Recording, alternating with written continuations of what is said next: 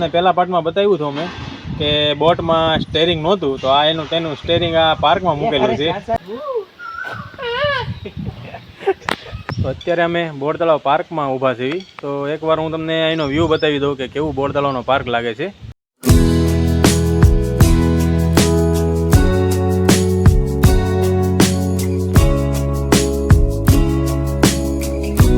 મારા કાકાનો છોકરો છે નકરી લસર પટ્ટીયું ખાય છે જ્યાં હોઈને.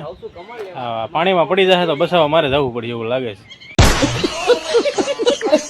પાર્ક તો જોરદાર છે. અત્યારે કોઈ પબ્લિક તો છે નહીં, બહુ છે તો ખરા પણ એટલું બધું નથી, ઓછું છે.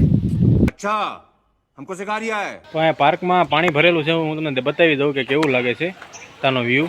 આમાં માછલી પણ છે, કમળય છે, કાચબોય છે તો પણ છે ને, કાચબોય દેખાઈ ગયો છે મારા કાકાના છોકરાને, તો કાચબોય બતાવી દેવી. કાચબો જોવો અત્યારે તડકાનો શેકે છે તડકો.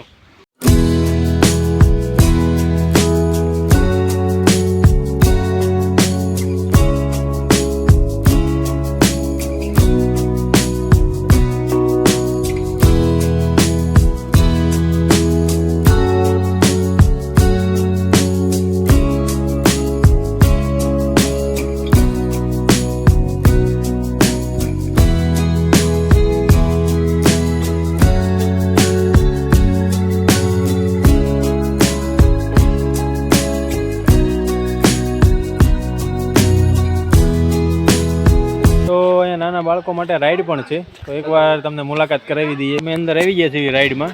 તો તમને પહેલી રાઈડ બતાવી દઉં. તો તમને પહેલા પાર્ટમાં બતાવ્યું હતું અમે કે બોટમાં સ્ટેરિંગ નહોતું, તો આ તેનું સ્ટેરિંગ આ પાર્કમાં મૂકેલું છે. અને આ મારા કાકાનો છોકરો સ્ટેરિંગ હાંકે છે. બોટ તો બહુ આગળ પડી છે પણ તેનું સ્ટેરિંગ અહીંયા ફિટ કરેલું છે. તો આ છે બીજી રાઈડ, તો તમે જોઈ શકો છો. આ રાઈડ તો પણ બહુ જોરદાર છે.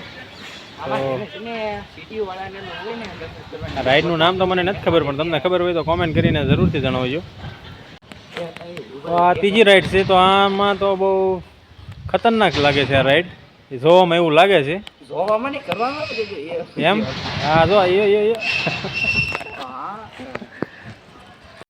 આ અમારા ભાઈ કઈ રાઈડમાં બેઠા છે તમે કોમેન્ટ કરીને જરૂરથી જણાવજો, કારણ કે આનું નામ તો મને નથી આવડતું.